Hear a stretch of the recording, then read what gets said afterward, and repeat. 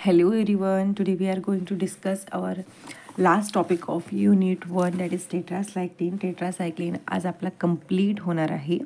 आज आपण टेट्रासायक्लिनवरती डिस्कस करणार आहोत. याच्यावरती याचं स्ट्रक्चर, सार प्लस याचे क्लासिफिकेशन, इम्पॉर्टंट प्रोडक्ट्स, त्यांचे स्ट्रक्चर, या सगळ्या गोष्टी आज आपल्याला डिस्कस करायचं.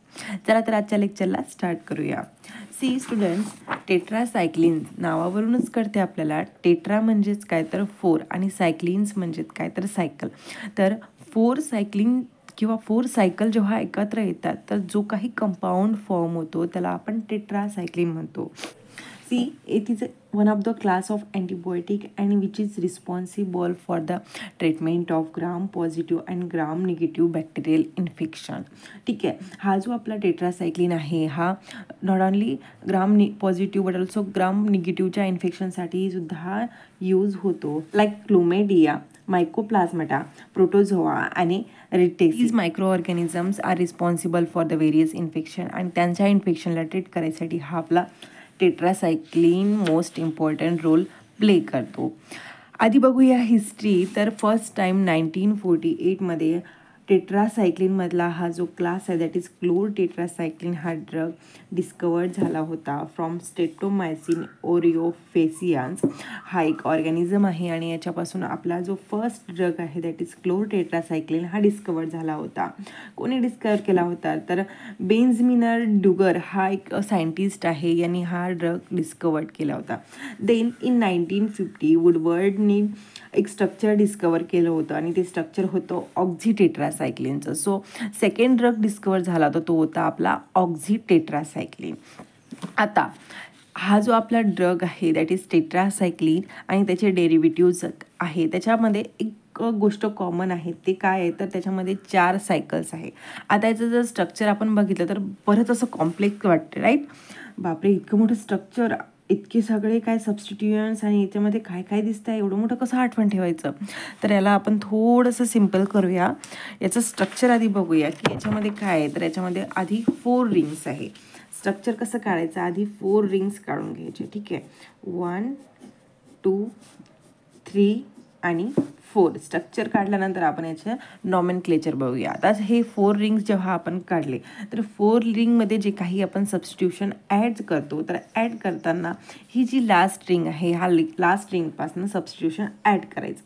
फर्स्ट काय घ्यायचं, इथं C+O घ्यायचा, then OH, then alternate again C+O आणि अगेन OH. ठीक आहे, आधी C+O, OH, C+O आणि OH अशा प्रकारे इथं आधी सबस्टिट्यूशन द्यायचे. देन ही जी रिंग आहे म्हणजे फर्स्ट रिंग, ठीक आहे, आपण सबस्टिट्यूशन कुठून स्टार्ट केलं, इथनं. म्हणजे ही आता तशी लास्ट होईल बट लिहिताना आपण याला फर्स्ट काढली, सो आपण याला फर्स्ट म्हणू. इथे लिहिताना ही जी रिंग आहे याला कंप्लीट करायची विथ डबल बॉन्ड. ठीक आहे, बेन्झिनसारखं याला डबल बॉन्ड द्यायचे अल्टरनेट. सेकंड रिंगला सोडून द्यायचं, इथं कुठल्याही प्रकारचं सबस्टिट्यूशन नाही. देन थर्ड रिंगला इथे एक डबल बॉन्ड आणि फोर्थ वनला इथे एक डबल बॉन्ड, अशा प्रकारे एक डबल बॉन्ड लिहायचा. देन आता ही जी अप्पर पार्ट आहे इथे एक सबस्टिट्यूशन आहे. ठीक आहे, ही जी रिंग 4th नंबरची आहे इथे एक सबस्टिट्यूशन दॅट इज CONH2 आणि हे कॉमन आहे प्रत्येक ड्रगमध्ये. इथे एक OH. आता हा जो पार्ट आहे हा अप्पर साईडचा, इथे सबस्टिट्यूशन करायचं असते आपल्याला. फर्स्ट जी रिंग आहे इथे NCH3 डायमिथिल अमाइन असतो. देन इथे आहे इथे एक हायड्रोजन, इथे एक हायड्रोजन आणि इथे एक हायड्रोजन. ह्या 3 ठिकाणी एक एक हायड्रोजन प्लेस करायचा. हा जो रिंग आहे ह्या रिंगच्या इथे एक CH3 आणि एक OH अँड अगेन इथे एक H, अशा प्रकारे हे सबस्टिट्यूशन करायचे आहे आणि झालं आपलं tetracycline. This is the structure of our tetracycline. बरेच बुक्समध्ये लिहिताना हे स्ट्रक्चर असं लिहिलं आहे, म्हणजे मी जसं आता तुम्हाला काढलं आहे तसं लिहिलं आहे. आणि बरेच बुक्समध्ये नोट्समध्ये स्ट्रक्चर असं रिव्हर्स काढलं आहे, म्हणजे हे जी सबस्टिट्यूशन आहे हे वरच्या साईडला आहे आणि ही एक खालच्या साईडला. सो फक्त काय होतं, पोझिशन चेंज होतं, बाकी सगळं सेम राहतं. आता इथे पण बघा मेन्शन करताना आता मी दोन्ही स्ट्रक्चर नोट्समध्ये तुम्हाला दिले आहे, सो कन्फ्युजन व्हायला नको. इथे आता बघा सबस्टिट्यूशन अप्पर साईडला केलेलं आहे. Double bond OH, double bond OH आणि खालच्या साईडला जे काही सबस्टिट्यूशन आहे ते ॲड केलं आहे. अशा प्रकारे आपण आधी स्ट्रक्चर काढून घ्यायचं. ठीक आहे, बाकीचे जे काही स्ट्रक्चर्स तुम्ही बघणार पुढं आपल्याला येणारच आहे. तर प्रोडक्टचे स्ट्रक्चर अशा प्रकारे मेन्शन केलं आहे, जे मी तुम्हाला आता स्ट्रक्चर काढून दिलं आहे. सो कन्फ्यूज व्हायचं नाही, कारण बऱ्याच नोट्समध्ये बुक्समध्ये सुद्धा दोन्ही प्रकारचे स्ट्रक्चर दिले आहे. सो मी इथे दोन्ही प्रकारचे स्ट्रक्चर तुम्हाला मेन्शन केले आहे. आता नॉमेनक्लेचर कशा प्रकारे करायचं, तर नॉमेनक्लेचर करताना ही जी रिंग आहे 4th रिंग, ह्या 4th रिंगपासून आपल्याला स्टार्ट करायचं असते नॉमेनक्लेचर. अगेन आपण दुसरं सुद्धा स्ट्रक्चर इथे काढून घेऊ, म्हणजे नॉमेनक्लेचर करताना तुम्हाला कुठल्याही प्रकारचं कन्फ्युजन होणार नाही. ठीक आहे. सो 4 रिंग्स, टेट्रासायक्लिनचे 4 रिंग्स. देन जो अप्पर पार्ट आहे, अप्पर पार्टला इथे C double bond O O H C double bond O O H, म्हणजे हा जो पार्ट आहे याला असं उलटं केलं तर काय होणार, हे जी वरची सबस्टिट्यूशंट आहे ते खाली येणार. ठीक आहे, म्हणजेच खालची वरती येणार. ठीक आहे. आणि इथे काय येणार, इथे येणार N, इथे एक CH3, इथे एक CH3, इथे H H H as it is, आणि इथे काय होणार, इथे एक CH3 OH आणि हा H. ठीक आहे. डबल बॉन्ड लिहिताना काय होणार, इथे हे 3 डबल बॉन्ड कुठेही लिहू शकतो, अल्टरनेट हे रेझोनेट होतात. ठीक आहे. ही जी रिंग आहे, ही रिंग मोकळी, इथे काही सबस्टिट्यूशन नाही होत. इथे डबल बॉन्ड बघा, हा जो डबल बॉन्ड आहे हा इथे येतो, आणि हा जो साईडचा डबल बॉन्ड आहे तो ॲज इट इज राहतो. बस एवढंच चेंज आहे. आणि इथे काय CONH2, आता हा CONH2 इथे जाणार लाईक दिस, CONH2, आणि हा OH, सॉरी, हा CONH2 इथे आणि हा OH इथे. ठीक आहे, चेंज होणार ना. सो असं कन्फ्युजन होतं, म्हणून मी ऑलरेडी 2 स्ट्रक्चर काढून ठेवले, कन्फ्युजन व्हायला नको असं. आता ओव्हरऑल तुम्ही जर बघितलं, म्हणजे आत्ता जर तुम्ही लेक्चर बघितलं तर तुम्हाला हे 2 कन्फ्युजन होणार, बट लिहिताना बघा कसं आपण सोफिस्टिकेट वेने लिहिलं. सो इथे कुठल्याही प्रकारचं कन्फ्युजन होऊ शकत नाही. तुम्ही कुठलंही स्ट्रक्चर लिहिलं तरी सेम आहे, मार्क्स तुम्हाला सेम भेटणार, कुठल्याही प्रकारचं तुमचं मार्क्स कटिंग होणार नाही. आता नॉमेनक्लेचर करताना कशा प्रकारे करा, तर नॉमेनक्लेचर करताना हा जो डबल बॉन्ड आहे, या डबल बॉन्डपासून आपल्याला नॉमेनक्लेचर करायचं असतं. आधी जे रिंग्स आहे, ह्या रिंग्सला आपल्याला नाव द्यायचे असते. आता जनरली काय होतं की आपण ह्या साईडनी स्टार्ट करतो, म्हणजेच काय लेफ्ट हँड साईडनी आपण जनरली नॉमेनक्लेचर स्टार्ट करतो, बट टेट्रासायक्लिनच्या केसमध्ये आपल्याला राईट हँड साईडने नॉमेनक्लेचर स्टार्ट करायचं आहे. ही जी रिंग आहे, ह्या रिंगला ring A, then B, C आणि D अशा प्रकारे नॉमेनक्लेचर करायचं आहे. सेम केसमध्ये इथे सुद्धा रिंग A, B, C आणि D अशा प्रकारे रिंगला नाव द्यायचे आहे. नंबरिंग करताना आपल्याला हा जो C डबल बॉन्ड आहे, हा C डबल बॉन्ड O पासून आपल्याला नंबरिंग स्टार्ट करायचे, म्हणजे हा जो कार्बन आहे या कार्बनला फर्स्ट पोझिशन द्यायची आहे, म्हणजे कार्बन 1, 2, 3 आणि 4 क्लिअर असणार. ठीक आहे.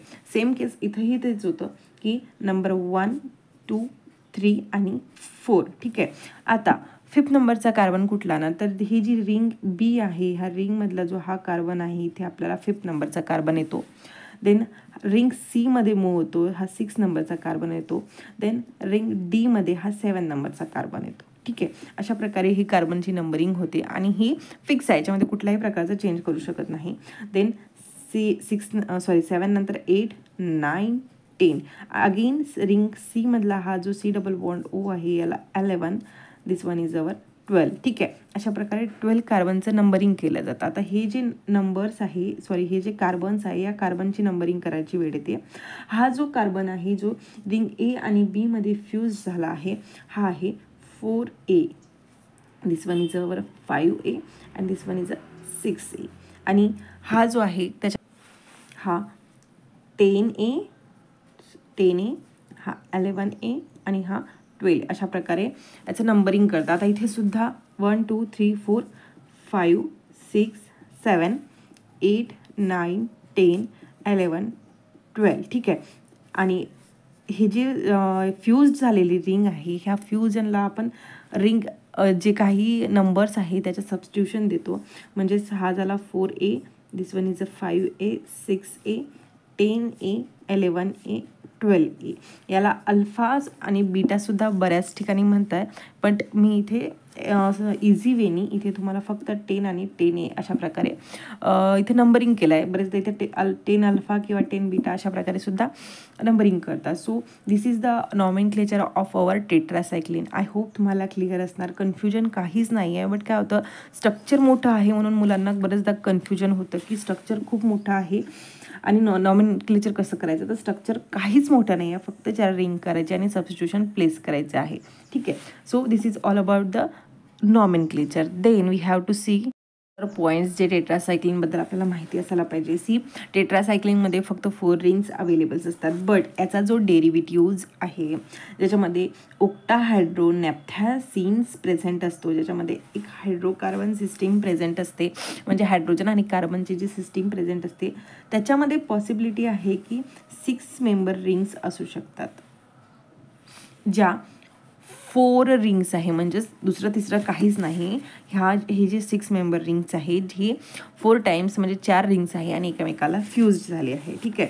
आता हा जो आपला टेट्रासायक्लिन्स आहे, हा जो कंपाऊंड्स आहे हा ॲम्फोटेरिक नेचर आहे. ॲम्फोटेरिक नेचर म्हणजेच काय, तर हा जेव्हा ॲसिड किंवा बेससोबत रिॲक्ट होतो तेव्हा तो काय करतो, तर तो साल्ट फॉर्मेशन करतो. सो त्याला आपण काय म्हणतो, ॲम्फोटेरिक इन नेचर.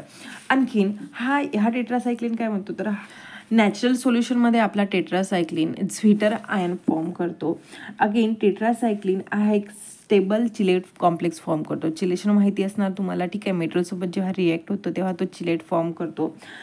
कुठल्या कंपाऊंडसोबत चिलेट फॉर्म करतो, तर कॅल्शियम, मॅग्नेशियम, आयन आणि ॲल्युमिनियम याच्यासोबत तो चिलेट फॉर्म करतो. क्लासिफिकेशन बघायचे आपल्याला की हा जो आपला टेट्रासायक्लिन आहे 2 वेनी क्लासिफाय केला आहे. फर्स्ट वन आहे according to their source and second one आहे त्याचं mechanism. According to the source हा 2 प्रकारे क्लासिफाय केला आहे. First one is a natural source and second one is a semi synthetic source. Natural म्हणजे काय, तर नॅचरली जो अवेलेबल झालेला आहे, नॅचरली जे नॅचरल प्रोडक्टपासून सिंथेसाइज झाला आहे त्याला आपण नॅचरल सोर्स म्हणतो. त्याच्यामध्ये आपले टेट्रासायक्लिन, क्लोर टेट्रासायक्लिन, ऑक्झी टेट्रासायक्लिन आणि डिमिक्लोर टेट्रासायक्लिन येतात. सेमीसिंथेटिक म्हणजेच काय, तर नॅचरलला घेतला आणि त्याच्यामध्ये काही केमिकल रिॲक्शन्स केल्या लॅबोरेटरीमध्ये आणि जो काही कंपाऊंड फॉर्म होतो त्याला आपण सेमीसिंथेटिक म्हणतो. याच्यामध्ये कुठले ड्रग्स येतात, तर डॉक्झीसायक्लिन, मिनोसायक्लिन, मिथासायक्लिन, मिक्लोसायक्लिन आणि रोली टेट्रासायक्लिन हे 5 ड्रग्स या कॅटेगरीमध्ये आहेत. According to their mechanism of action or their action हे ड्रग्स क्लासिफाय झालं आहे इंटू 3 कॅटेगरीज. फर्स्ट वन आहे शॉर्ट ॲक्टिंग, सेकंड आहे इंटरमिडिएट ॲक्टिंग आणि थर्ड वन आहे लॉंग ॲक्टिंग. आता शॉर्ट ॲक्टिंग म्हणजेच काय, ज्याचा हाफ लाईफ हा 6 to 8 hours आहे. हाफ लाईफ सगळ्यांना माहिती आहे. सो हाफ लाईफ जो आहे आपल्या ड्रगचा तो 6 to 8 hours आहे. याच्यामध्ये आपला कुठला ड्रग येतो, तो क्लोर टेट्रासायक्लिन अँड ऑक्झी टेट्रासायक्लिन ह्या कॅटेगरीमध्ये येतो. देन इंटरमिडिएट ॲक्टिंगमध्ये काय, तर म्हणजे याचा जो काही हाफ लाईफ आहे हा 12 hours आहे. सो याला आपण इंटरमिडिएट ॲक्टिंग ड्रग म्हणतो. याच्यामध्ये आपला ड्रग येतो मिक्लोड सायक्लिन आणि मेथासायक्लिन. जी थर्ड कॅटेगरी आहे दॅट इज लॉंग ॲक्टिंग, ह्या कॅटेगरीमधला जो काही ड्रग आहे याचा हाफ लाईफ हा 16 hours किंवा त्याच्यापेक्षा जास्त असतो. सो याला आपण ऑक्झीसायक्लिन, मिनोसायक्लिन आणि मिक्लोसायक्लिन म्हणतो. So this are the classification of our tetracycline. आता मेकॅनिझम ऑफ ॲक्शन काय आहे आपल्या ड्रगचा. सी, जेव्हा आपण प्रिव्हियस लेक्चर बघितलं होतं तेव्हा बघितलं होतं की जे काही अमिनोग्लायकोसाइड्स आहे त्यांचं मेकॅनिझम ऑफ ॲक्शन आणि आपला टेट्रासायक्लिन ह्या ड्रगचं मेकॅनिझम ऑफ ॲक्शन सेम आहे. आता ही कशाप्रकारे त्यांचं मेकॅनिझम ऑफ ॲक्शन शो करतात, तर आपण अशा प्रकारे एक डायग्राम बघितलं होतं. आधी आपण बॅक्टेरिया बघितला होता. जनरली ग्राम निगेटिव्ह बॅक्टेरियाबद्दल आपण डिस्कस केलं होतं की हा ग्राम निगेटिव्ह बॅक्टेरिया आहे आणि ही जी आहे ही आउटर मेम्ब्रेन आहे, याच्यामध्ये पोर्स प्रेझेंट असतात. हा जो लेअर आहे जो रेडिश कलरचा दिसतो तो सेल वॉल आहे. याच्यामध्ये रायबोझोम्स प्रेझेंट्स आहे, बरेचसे आणखीन ऑर्गॅनेल्स प्रेझेंट असतात. बट जे आपल्याला इथे मेकॅनिझम ऑफ ॲक्शनमध्ये इम्पॉर्टंट आहे तेच इथे मेन्शन केलेलं आहे. ते न्यूक्लियसमध्ये DNA प्रेझेंट असतो, सिंगल स्टँडर्ड RNA प्रेझेंट असतो. ठीक आहे. आणि रायबोझोम कशासाठी रिस्पॉन्सिबल आहे, तर we know ribosome is the functional unit for the protein synthesis. ठीक आहे. सो हा आता आपला ड्रग कशा प्रकारे काम करतो, प्रोटीन सिंथेसिस कशा प्रकारे होतं हे सुद्धा आपण डिटेलमध्ये डिस्कस केलेलं आहे. तर आय रिक्वेस्ट की जर तुम्ही डायरेक्टली ह्या लेक्चरमध्ये आलेला असणार तर आधी प्रिव्हियस लेक्चर बघा. सो मेकॅनिझम ऑफ ॲक्शन तुम्हाला अगदी क्लिअर होणार. मी इथे शॉर्टमध्येच तुम्हाला एक्सप्लेन तर करतेच, बट तरीही तुम्ही प्रिव्हियस लेक्चर जॉईन करा सो दॅट सगळे कन्फ्युजन तुम्हाला क्लिअर होणार. ठीक आहे. हा आपला रायबोझोम आहे. ठीक आहे. याच्यामध्ये 50 years रायबोझोनल सबयुनिट आणि हा एक 30 years रायबोझोनल सबयुनिट. ठीक आहे. तसा आपला रायबोझोम हा 70 yearsचा असतो आणि ही जी स्पेस असते ही 10 years सबयुनिटची असते. सो याला आपण टोटल 80s काउंट करत नाही, तर याला फक्त 70s काउंट करतो. हा जो बिगर पार्ट असतो that is 50s ribosomal sub unit, हा अटॅच्ड असतो 30s रायबोझोमल सब युनिटमध्ये. फर्स्ट काय होतं, mRNA that is messenger RNA हा मेसेज कॅरी करतो DNA पासनं की आपल्याला पर्टिक्युलर प्रोटीन सिंथेसिस करायचं आहे. आणि हा mRNA काय करतो, ह्या दोघांच्या मध्ये जाऊन फिक्स होतो, ज्याच्यामध्ये एक मेसेज लिहिला असतो की आपल्याला हा पर्टिक्युलर प्रोटीन सिंथेसिस करायचा आहे. याच्यामध्ये हा जो आपला 30s रायबोझोमल सब युनिट आहे, 3 पार्ट्स असते दॅट इज EPA. ए आहे ॲक्सेप्टर, P आहे पेप्टाईड चेन फॉर्मेशन, E आहे एक्झिट साईड.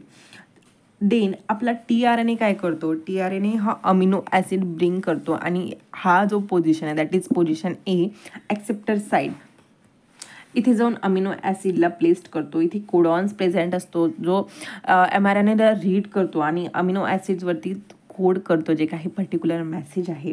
देन हा जो ॲक्सेप्टर साईड आहे एक अमिनो ॲसिड प्लेस करतो दिस P साईडवरती म्हणजे पेप्टाईड साईड. अगेन tRNA येतो, एक अमिनो ॲसिड आणतो, त्याच्यामध्ये परत कोडिंग होतं, परत इथे ट्रान्सफर होतो, देन अगेन ट्रान्सफर होतो. अशा करता करता करता इथे एक चेन फॉर्मेशन होतो. ॲट द एंड जेव्हा आपला मेसेज संपतो, चेन फॉर्म होतो, तेव्हा काय होतं, ही अमिनो ॲसिडची चेन एक्झिट होते आणि प्रोटीन सिंथेसिस होतो. सो अशा प्रकारे नॉर्मल प्रोटीन सिंथेसिस होतो मायक्रो ऑर्गॅनिझममध्ये. आता आपला ड्रग मायक्रो ऑर्गॅनिझमला कशा प्रकारे किल करतो, तर सायक्लिन काय करतो, टेट्रासायक्लिन हा 30s रायबोझोमल सब युनिटला ब्लॉक करतो.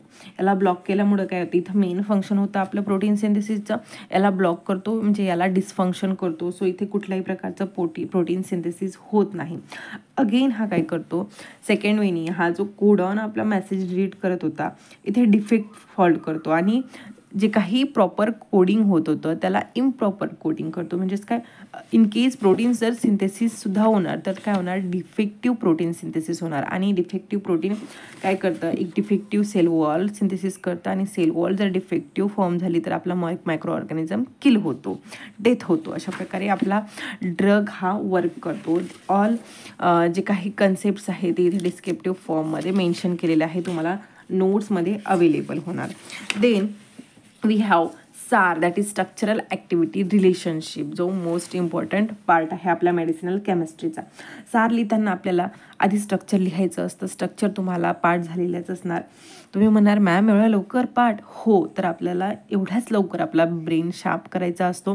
रिंगमध्ये काहीच नाही आहे, 1 2 3 4 रिंग करायचं आहे. नॉमेनक्लेचर माहिती आपल्याला ह्या रिंगपासून स्टार्ट करायचं असतो, म्हणजे राईट हँड साईडनी स्टार्ट करायचं असतो. रिंग A B C आणि D.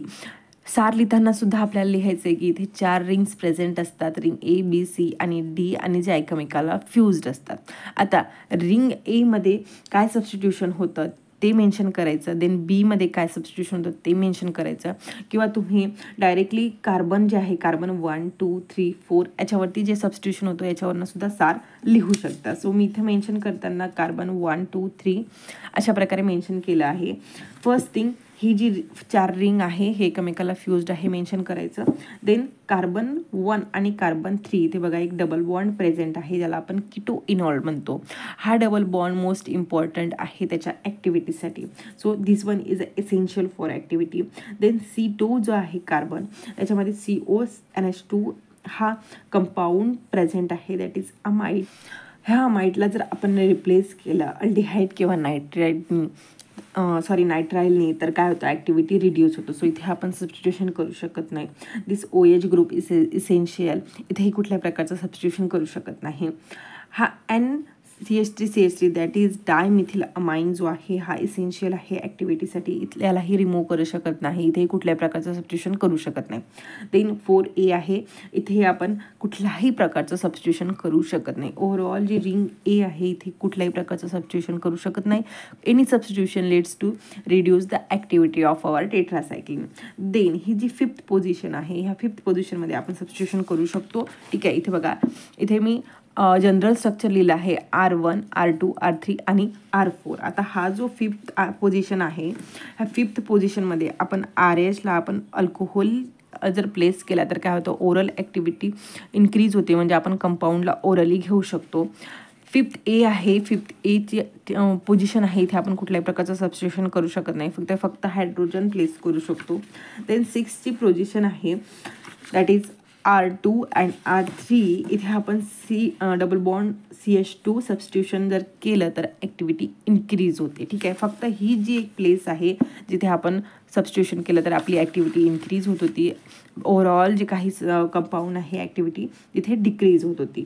देन 7th पोझिशन हा जो R1 आहे, R1मध्ये हा जो इथे जर आपण इलेक्ट्रॉन विड्रॉईंग कंपाऊंड लाईक ClNH2 जर प्लेट्स केला तर काय होतं, ॲक्टिव्हिटी इन्हान्स होते लाईक दिस. अँड CH3CH3 हा जर कंपाऊंड आपण इथे R1च्या ठिकाणी प्लेस केलं तर काय होतं, ॲक्टिव्हिटी इन्क्रीज होते. बट रिंग डीमध्ये कुठल्याही प्रकारचं सबस्टिट्यूशन करू शकत नाही, कुठल्याही प्रकारचं बॉन्डमध्ये चेंजेस करू शकत नाही. ॲज इट इज आपल्याला प्लेस करावं लागतं. इथे जर आपण काही सबस्टिट्यूशन केलं तर काय होतं, कंपाऊंडची ॲक्टिव्हिटी लॉस होऊ शकते. सो म्हणजे रिंग ए आणि रिंग डीमध्ये कुठल्याही प्रकारचं सबस्टिट्यूशन करू शकत नाही. फक्त जे काही R1, R2, R3 आणि R4 आहे इथेच आपण सबस्टिट्यूशन करू शकतो.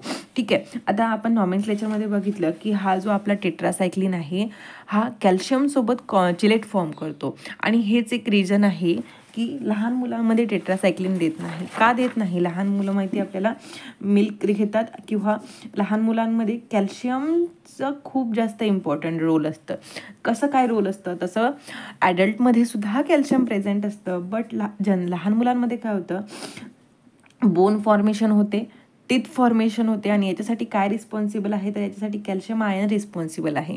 आणि आपला टेट्रासायक्लिन काय करतो, टेट्रासायक्लिन याच्यासोबत चिलेट फॉर्म करतो. आणि चिलेशनमुळं काय होतं की जे काही लहान मुलं आहे त्यांच्यामध्ये जेव्हा टिथिंग होते तेव्हा त्यांचे जे टीथ आहेत ते ब्लॅक होण्याचे चान्सेस जास्त असतात. कारण आपला टेट्रासायक्लिन काय करतो, मेटलसोबत चिलेट फॉर्म करतो. सो म्हणून लहान मुलांमध्ये आपण टेट्रासायक्लिन देत नाही. अगेन हा ड्रग काय करतो, डायरेक्टली आपण ह्याला नॅचरल फॉर्ममध्ये घेतला तर हा स्टमकमध्ये इरिटेशन कॉज करतो. आणि बरेचदा असं होतं की हा ॲब्झॉर्बसुद्धा होत नाही जो नॅचरल टेट्रासायक्लिन होता तो. सो याच्यामध्ये काही केमिकल रिॲक्शन केली जाते. याच्यामध्ये आपण आत्ताच बघितलं सार काही मॉडिफिकेशन केले जाते सो दॅट हा ड्रग आपण ओरली घेऊ शकतो. ठीक आहे, हे बघा C5मध्ये आपण OH प्लेस केल्यानं हा ड्रग आपल्याला ओरली ॲक्टिव्ह कंपाऊंड बनवू शकतो. So this is all about the सार of our drug. Again carbon number 11 आणि 12मध्ये जो कीटो इनॉल प्रेझेंट आहे हा कंपाऊंड इसेन्शियल आहे त्याच्या ॲक्टिव्हिटीसाठी. कार्बन नंबर 11A जो आहे याच्यामध्ये जर आपण ॲसिलायशन केलं तर काय होतं, कंपाऊंडची ॲक्टिव्हिटी लॉस होते. म्हणजे इथे आपण सबस्टिट्यूशन करू शकत नाही, इथे हा डबल बॉन्ड इसेन्शियल आहे. देन 12A जो आहे इथे OH हा इसेन्शियल आहे. सो इथे सुद्धा आपण मॉडिफिकेशन करू शकत नाही. ओव्हरऑल हा जो स्ट्रक्चर आहे ॲज इट इज आपल्याला प्लेस्ड करायचा असतो. So this is all about the सार ऑफ अवर ड्रग. आता केमिकल डिग्रेडेशन काय, केमिकल डिग्रेडेशन माहिती आहे आपल्याला की ड्रगचं मेटाबॉलिझम होणं गरजेचं आहे. ड्रगला बॉडीच्या बाहेर काढायसाठी, इनॅक्टिव्ह करायसाठी cycline undergo epimerisation at carbon number 11 and form epi tetracycline जो कम्प्लिटली टेट्रासायक्लिनचा अपोजिट असतो. याच्यामध्ये कुठल्याही प्रकारची टेट्रासायक्लिनची ॲक्टिव्हिटी नसते. कुठला कंपाऊंड तर कार्बन नंबर 11 इथं एपिमरायझेशन होते. So this is the chemical degradation. Now we have to see some important products. First one आहे आपला टेट्रासायक्लिन. ठीक आहे, टेट्रासायक्लिन हा आपला ब्रॉड स्पेक्ट्रम अँटीबायोटिक्स आहे. ब्रॉड स्पेक्ट्रम म्हणजे माहिती आहे आपल्याला पॉझिटिव्ह आणि ग्राम निगेटिव्ह दोन्हीही बॅक्टेरियाला तो किल करायचं काम करतो. टेट्रासायक्लिन हा अँटीबायोटिक डिराइव्ड झाला आहे फ्रॉम स्ट्रेप्टोमायसिस जीनस ऑफ ॲक्टिनोमायसिस बॅक्टेरिया. याचं जर स्ट्रक्चर बघितलं तर स्ट्रक्चर पार्ट झालं असणार तुम्हाला. ठीक आहे, पार्ट झालं असणार तर हो नक्कीच तुम्हाला आठवण असणार का, तर याच्यामध्ये 4 रिंग्स असतात. याच्यामध्ये C double bond O, OH, C double bond O आणि OH. ठीक आहे, इथे लिहिताना CONH2, इथे एक OH. डबल बॉन्ड कसे द्यायचे तर पहिला हा जो रिंग D आहे इथे 3 डबल बॉन्ड, इथे हा एक आणि इथे स्टँडिंग लाईनमध्ये एक. ठीक आहे, देन इथे N CH3 हे H हे ॲज इट इज आणि इथे एक CH3 OH. आत्ता तरी तुम्हाला पूर्ण पाठ झाला असणार. हा जो टेट्रासायक्लिन हा आहे याचा यूज होतो for the treatment of gonorrhoea, respiratory tract infection, ear infection and acne vulgaris which is use for of tetracycline topically. ठीक आहे, देन सेकंड ड्रग आहे आपला ऑक्झिटेट्रासायक्लिन. आता टेट्रासायक्लिन आणि ऑक्झिटेट्रासायक्लिनचं जर स्ट्रक्चर बघितलं, ऑलमोस्ट सगळं स्ट्रक्चर सेम आहे. फक्त इथे तुम्हाला आता बघा, हा जो रिंग बी आहे इथे एक एच प्रेझेंट असतो आणि ऑक्झिटेट्रासायक्लिनमध्ये फक्त OH प्रेझेंट असतो. बाकी स्ट्रक्चर सगळं सेम आहे. सो एक स्ट्रक्चर पाठ केलं तर तुम्ही अख्खा टॉपिक इझिली लिहू शकता. कारण डिस्क्रिप्टिव्ह फॉर्म लिहिणं तर स्टुडंटला खूप छान माहिती असतं, स्ट्रक्चरमध्ये थोडा गोंधळ होतो. सो एक स्ट्रक्चर आठवण ठेवलं तर बाकीचे टेट्रासायक्लिनचे सगळे स्ट्रक्चर तुम्ही आठवण ठेवू शकता. हा जो ऑक्झिटेट्रासायक्लिन आहे हा ऑप्टेन होतो स्ट्रेप्टोमायसिस रिमोससपासून. हा एक बॅक्टेरिया आहे, मायक्रो ऑर्गॅनिझम आहे, ज्याच्यापासून आपला ऑक्झिटेट्रासायक्लिन हा डिराईव्ड होतो. And it is used for the treatment of infection caused by gram negative and gram positive bacteria such as mycoplasma pneumonia, hemophilus influenza, which is responsible for respiratory tract infection. Then third drug आहे आपला क्लोरटेट्रासायक्लिन. आता याचंसुद्धा structure जर आपण बघितलं तर tetracycline सारखंच आहे. इथे एक एच मेन्शन करायचा असला तर करू शकतो. एच आपण नाही लिहत, जनरली लिहायचं असलं तरी काही प्रॉब्लेम नाही. बाकी सगळं स्ट्रक्चर सेम आहे. फक्त ही जी रिंग डी आहे इथे एक Cl प्लेस झाला आहे. बाकी सगळं स्ट्रक्चर टेट्रासायक्लिनसारखं आहे. आणि हा जो ड्रग आहे आयसोलेट होतो from स्ट्रेप्टोमायसिस ओटिओफेसिस, and this drug is used for the treatment of respiratory tract infection, sinusitis, middle ear infection, intestine आणि आय इन्फेक्शन याच्यामध्ये हा ड्रगचा यूज होतो. It is also used for the treatment of some skin infection. Then fourth drug आहे आपला मिनोसायक्लिन. आता मिनोसायक्लिनचं structure जर आपण बघितलं तर हे सुद्धा सेम आहे, फक्त रिंग सी आणि डीमध्ये सम चेंजेस आहे. इथे बघा, इथे आपला हा जो कंपाऊंड आहे इथे आपला CH3OH हा असतो रिंग सीमध्ये. बट मिनोसायक्लिनच्या केसमध्ये इथं काहीच नाही आहे, कुठल्याही प्रकारचं सबस्टिट्यूशन नाही आहे. बट रिंग डीमध्ये and CH3CH3 that is dimethyl amine हा प्लेस आहे. आपण सारमध्ये बघितलं होतं की इथे आपण डायमिथिल अमाइन जर प्लेस केला तर काय होतं, ॲक्टिव्हिटी इन्क्रीज होतो. सो हा कंपाऊंड प्लेस केल्यामुळं हा आपला ड्रग ग्राम पॉझिटिव्ह बॅक्टेरियावरती जास्त प्रमाणात त्याचा ॲक्टिव्हिटी शो करतो. लाईक स्टेफायलोकोका आणि स्ट्रेप्टोकोका याच्यावरती तो त्याचा ॲक्टिव्हिटी शो करतो. बाकी जे काही स्ट्रक्चर आहे ते सेम आहे. Then we have fifth drug that is oxycycline. आता हा जो आपला ऑक्झिसायक्लिन आहे हा सेमिसिंथेटिक टेट्रासायक्लिन आहे. सेमिसिंथेटिक क्लासमध्ये हा येतो. याचं जर स्ट्रक्चर बघितलं आता आपण स्ट्रक्चरमध्ये बघा, रिंग A, B, C आणि D. रिंग बीमध्ये काही सबस्टिट्यूशन आहे, इथे एक OH प्रेझेंट आहे. आणि रिंग सीमध्ये जो आपला OH असतो त्याच्या ठिकाणी फक्त आपला H प्रेझेंट आहे. बाकी स्ट्रक्चर टेट्रासायक्लिनसारखं सेम आहे. ठीक आहे, म्हणून म्हटलं की टेट्रासायक्लिनचं स्ट्रक्चर तुम्ही आठवण ठेवा. ओव्हरऑल सगळा टॉपिक तुम्हाला इझिली लिहिता येईल. म्हणजे क्वेश्चन जर तुम्हाला 10 मार्काचा आला तर तुम्ही 10 मार्क इझिली घेऊ शकता. हा जो आपला ऑक्झिसायक्लिन आहे हा ब्रॉड स्पेक्ट्रम अँटीबायोटिक्स आहे, जो ॲज अ अँटीबॅक्टेरियल आणि अँटी मलेरियल एजंट म्हणून सुद्धा ॲक्ट करतो. It is used for the treatment of respiratory tract infection, urinary tract infection, eye infection, also some syphilis, sinusitis आणि ॲक्ने, मलेरिया याच्या सुद्धा ट्रीटमेंटसाठी हा ड्रगचा यूज होतो.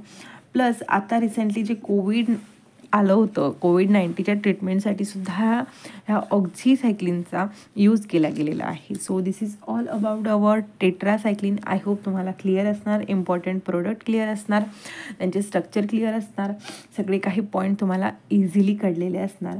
सो भेटूया नेक्स्ट टॉपिकमध्ये, युनिट नंबर 2मध्ये. Till then bye bye. Lecture आवडलं असणार तर लाईक करायला विसरू नका, शेअर करा आणि सबस्क्राईब करा. थँक्यू.